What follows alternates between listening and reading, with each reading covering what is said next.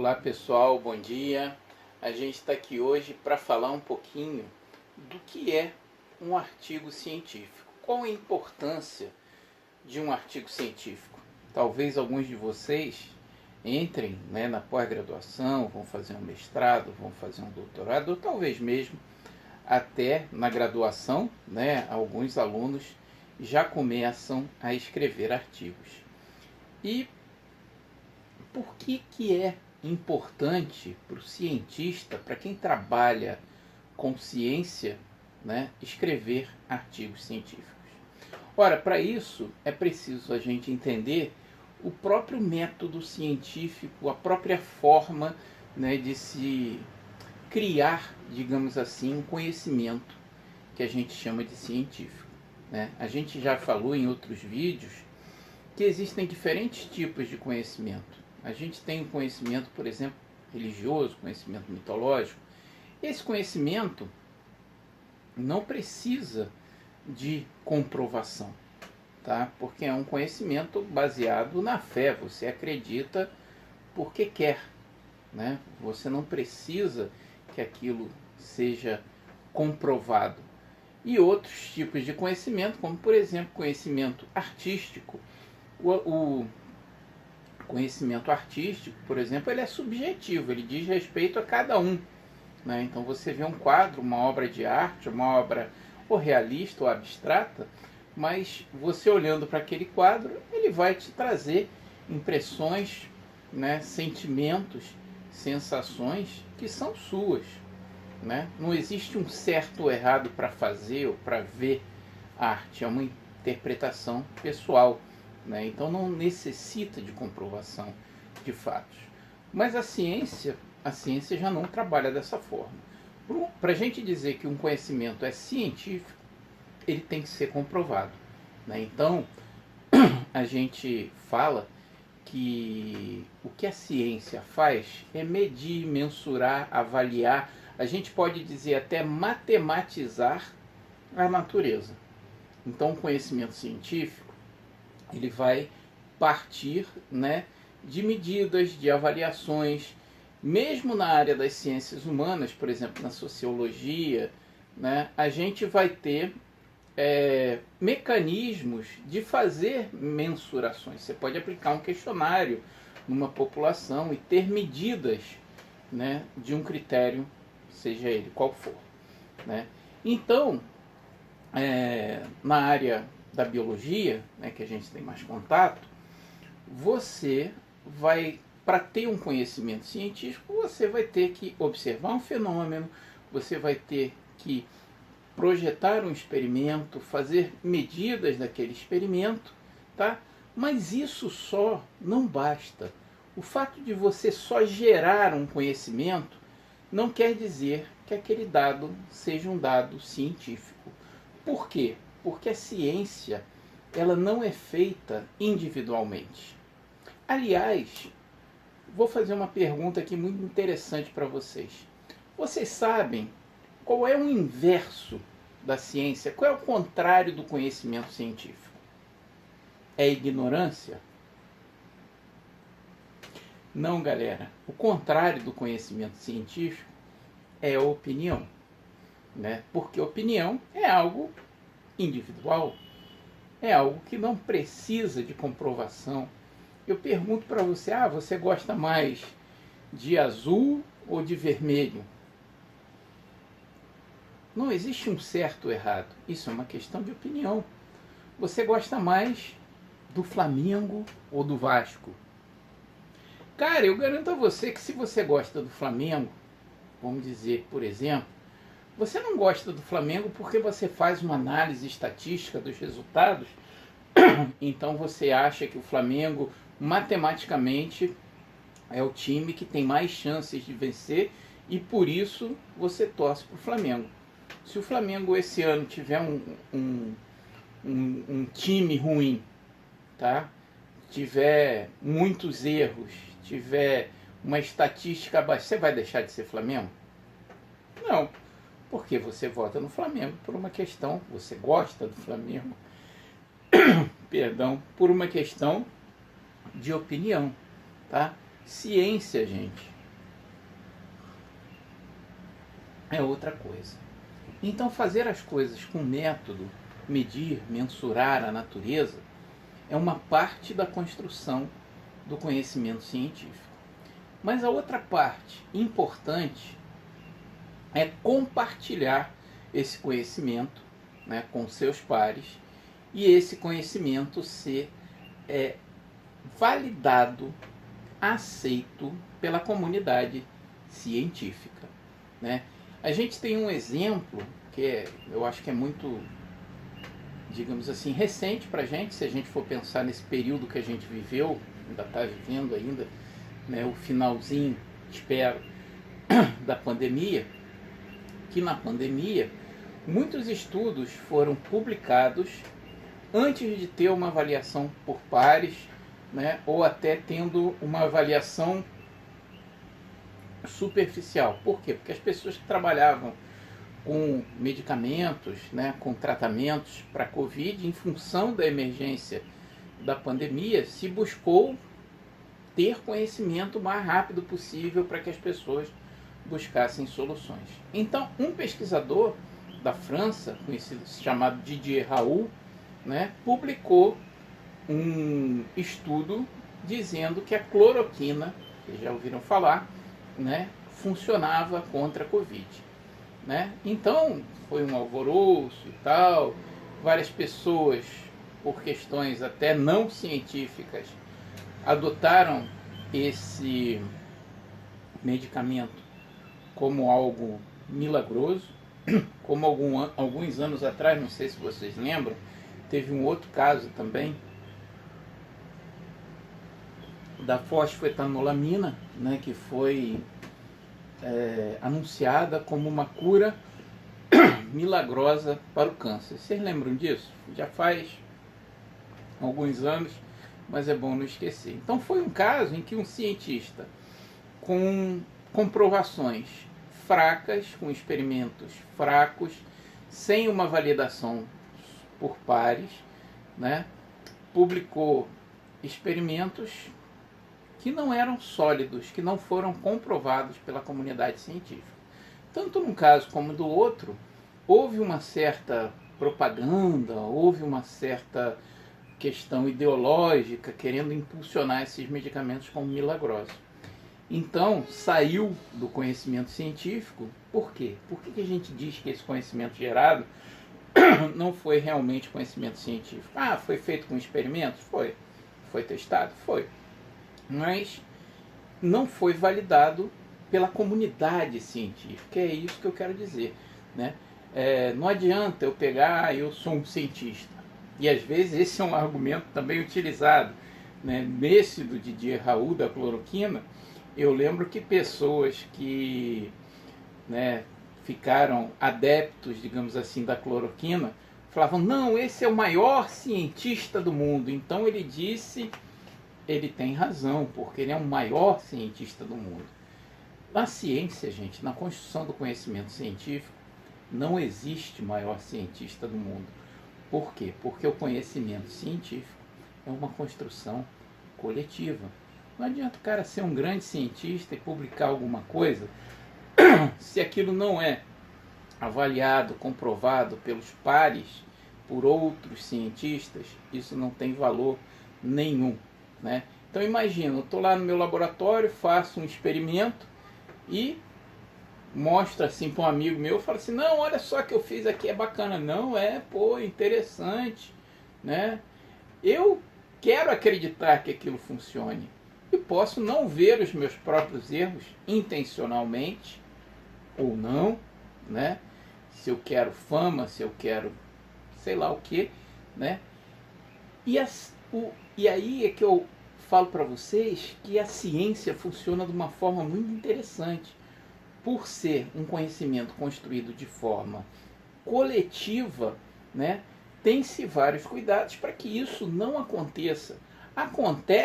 Pode acontecer da gente ter conhecimentos, né, publicados como dados científicos e esses dados estarem errados? Podem. Isso eu diria até que é muito comum, né? Porque a ciência, gente, Não é algo assim que você vai dizer, ah, não, a ciência sempre acerta, né? A ciência sempre está completamente correta. Os dados científicos estão em constante transformação, né? E lógico, eles condizem com a verdade a partir do momento que eles são aceitos pela comunidade científica, que as pessoas, né, validam aqueles dados, como eu falei, e aí sim esses dados passam a ser considerados válidos. Mas é diferente de dados gerados por outras formas de conhecimento. Por exemplo, conhecimento religioso, você tem religiões aí que têm os seus preceitos básicos há mais de 2000 anos, né? E isso não muda. Por quê? Porque esses preceitos não precisam ser comprovados, como eu já falei, são uma questão de fé. A sua interpretação pode até ser atualizada, digamos assim, com o avanço dos costumes, das sociedades, né? Então coisas que eram feitas ou consideradas como corretas antigamente na interpretação daquele preceito religioso, hoje não são mais, porque a própria sociedade evoluiu e se interpreta aquilo de outra forma. Mas esses conhecimentos que não precisam de comprovação são muito mais perenes que o conhecimento científico. O conhecimento científico está sempre buscando, claro, a verdade dos fatos que podem ser comprovados, né? E isso se atualiza. A partir do momento que surgem novos experimentos, surgem novas tecnologias, né? Surgem novas compreensões a partir do fato científico, né? Então, a gente pode dizer, vamos dizer, a própria cloroquina, né? No começo viu-se que ela tinha um efeito, né? Em quê? Em células isoladas. Você pega uma célula isolada, bota lá a cloroquina e ela mata lá o vírus, digamos, que está naquela célula. Ora, só tem que na célula isolada é uma coisa. Se você só viu em célula isolada, pode até ter um efeito. Mas se você coloca dentro do seu corpo, que é uma estrutura muito mais complexa, com órgãos, com tecidos e tal, aquilo pode não funcionar da mesma forma. E não funcionava. Pegando esse exemplo, poderia ser outro. Por quê? Porque a dose que você precisa para matar o vírus no seu corpo causa muito mais dano a você que não vale a pena. Então, na dose que não causa dano ao vírus, deixa eu recapitular. A dose necessária para causar danos aos vírus também causa danos às suas células. Então você vai morrer. O que adianta usar uma coisa que vai te matar ou causar danos sérios? Então, no primeiro experimento que você viu só com célula isolada, funcionou. Mas depois, quando você testa com camundongo, quando testa com seres humanos, e assim a gente tem um método também de experimentação, de liberação de medicamentos, né, onde você testa primeiro com células, depois com animais roedores, depois com animais não roedores, depois com seres humanos, né? As coisas têm que funcionar. Então, algo que funciona numa condição preliminar pode não funcionar depois. E assim, o conhecimento científico é criado com experimentações, né? Então, você tem que experimentar e você tem que fazer com que aquele conhecimento chegue a outros cientistas, para que eles possam avaliar, né, e ver se funciona ou se não funciona. E como é que se vai fazer isso? Qual é o principal instrumento disso? Ainda é hoje o artigo científico. Claro, você pode ter outras formas de trocar conhecimento científico, tá? Mas o principal é o artigo científico. Você pode escrever também livros, você pode escrever outras formas de comunicações mais curtas, né?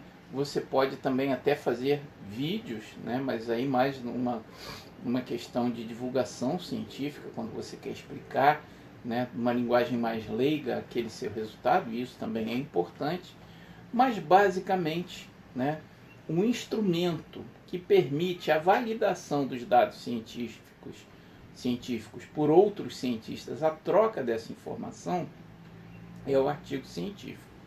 Então, ele já é feito, a própria forma de você publicar, digamos assim, já tem algum controle, né, para que você garanta que aquilo tem algum senso, que aquilo tem alguma coisa de verdade.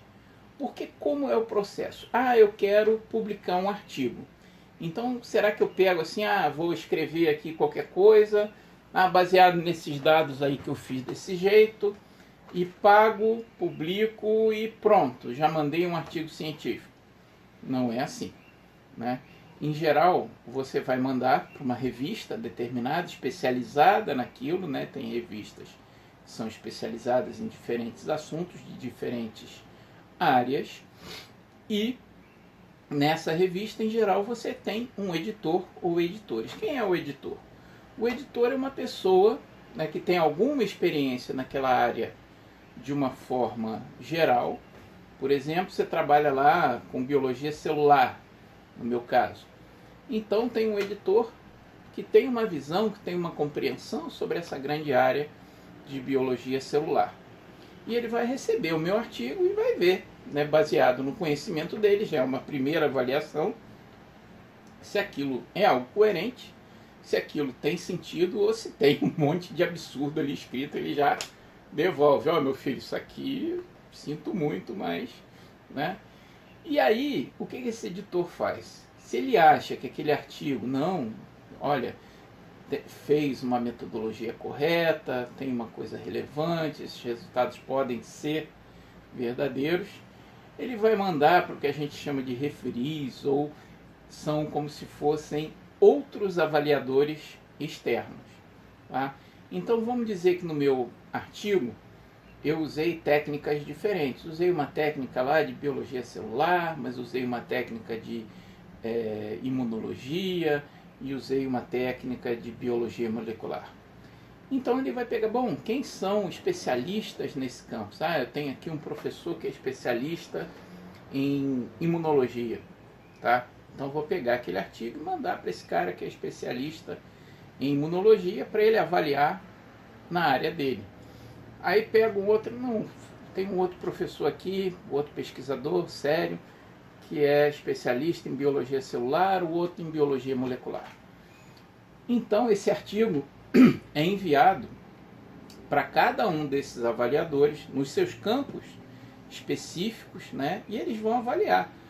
Não, isso aqui, o cara cometeu um erro aqui nesse experimento, né? Então ele já pode ou rejeitar o artigo ou pedir para ele corrigir, para ele explicar, né? Ou vai dizer, não, isso aqui realmente está bom, está coerente, papapá, né? O outro professor pode ter uma visão diferente. Não, mas na minha área ele usou uma técnica aqui que eu não conheço. Esse resultado aqui está meio estranho. Aqui ele não mostrou um controle bem feito. Então eles podem pedir, né, para que quem enviou esse artigo ou refaça, ou explique, ou podem simplesmente rejeitar. Não, isso aqui não tem sentido, foi mal feito, não está de acordo com uma técnica, não está de acordo com parâmetros éticos, não pode ser apresentado pela nossa revista. Isso pode acontecer, né?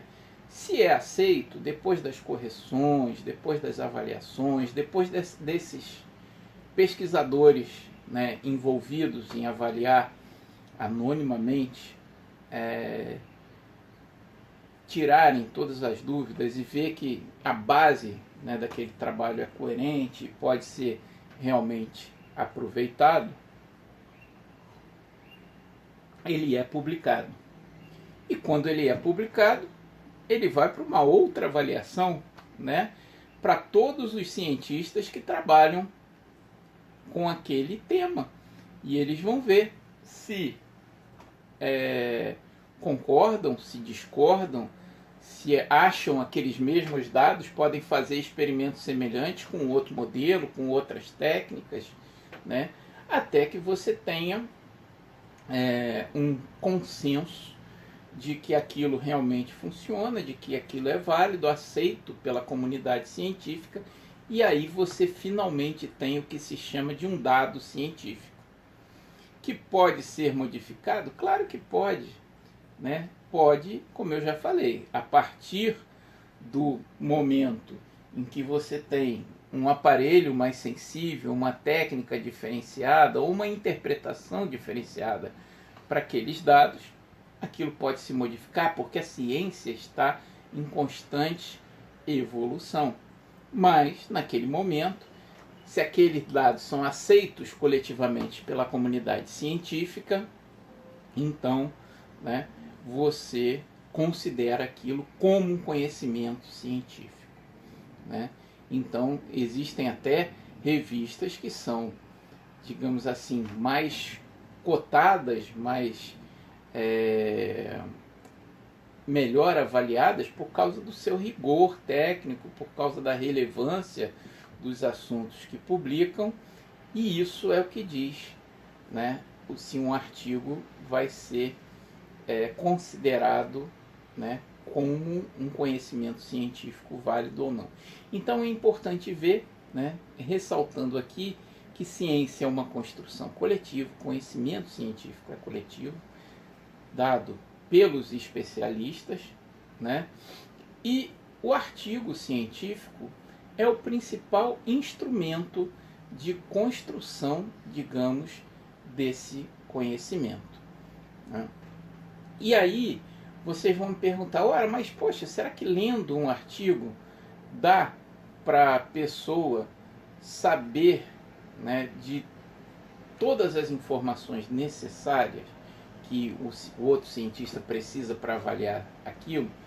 Por isso é que o artigo é feito de uma forma estruturada. Vocês podem procurar vários artigos de várias fontes, de várias revistas, mas todos vão ter mais ou menos a mesma conformação, o mesmo esqueleto, digamos assim, tá? Então, quais são as partes, como é que se constitui um artigo científico? Quais as partes que você vai encontrar nele? Você vai ter, primeiro, um título. Esse título, obviamente, vai dizer de forma resumida, porém precisa, o que aquele artigo, né, se propõe a fazer. Estudo sobre isso, isso e aquilo, utilizando essa técnica, por exemplo, pode ser algo assim. Por quê?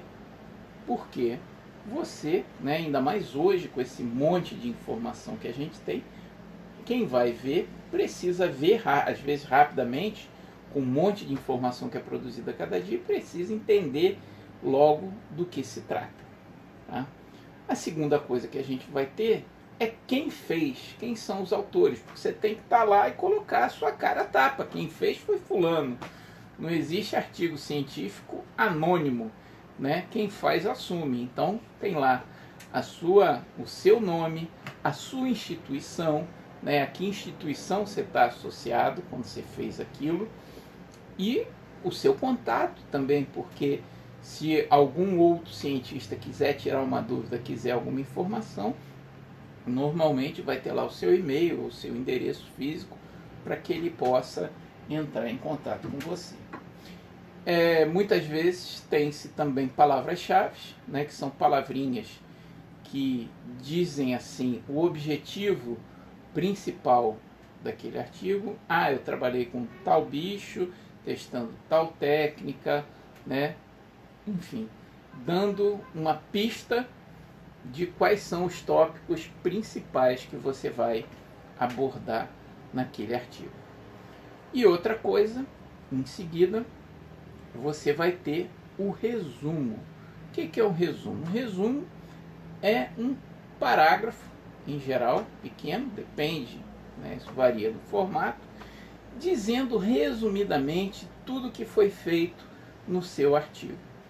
O que você quis investigar, quais as técnicas que você utilizou, quais foram os resultados que você chegou e o que você acha que aquilo traz de significativo, de avanço para a ciência e tal. Então é de forma muito resumida tudo o que está naquele artigo. Em seguida, né, a gente vai ter uma introdução. O que é uma introdução? Uma introdução é um espaço no seu artigo onde você vai introduzir, como o próprio nome já diz, o assunto. Por que eu estou estudando isso? Por que isso é interessante? Eu posso muitas vezes pegar dados da literatura e falar, olha, isso aqui, o estudo disso começou com fulano de tal, que na década tal encontrou tal resultado, e isso é importante porque hoje a gente tem tantas mortes causadas por essa doença, se for o caso, e por assim vai, né? Então, a introdução dá um panorama geral daquele assunto e do que se tem muitas vezes de dado científico sobre aquilo, né? Em seguida, a gente vai ter o que? Depois, né, dessa introdução, isso aí pode às vezes variar um pouquinho de revista para outra, do formato, mas em geral a gente vai ter a metodologia ou materiais e métodos, onde você vai dizer o quê? Você vai dizer quais os métodos, de que forma você utilizou, né, que equipamentos, que técnicas para chegar àquela conclusão. E aí você muitas vezes tem detalhes, por exemplo, você vai dizer qual reagente, de qual firma, qual equipamento, a marca do equipamento, com que velocidade ele fez aquilo, fez uma centrifugação, enfim. Todos esses dados são importantes para quê? Para aquilo que eu falei. Se outro cientista for, né, repetir o seu trabalho, ele vai poder repetir exatamente daquela forma que você fez, né? Então, dos materiais e métodos, você vai descrever exatamente como você fez aquele experimento, de que forma, né, você chegou àqueles resultados, usando quais metodologias, de que forma, com que incubação, com que tempo, tudo nos seus mínimos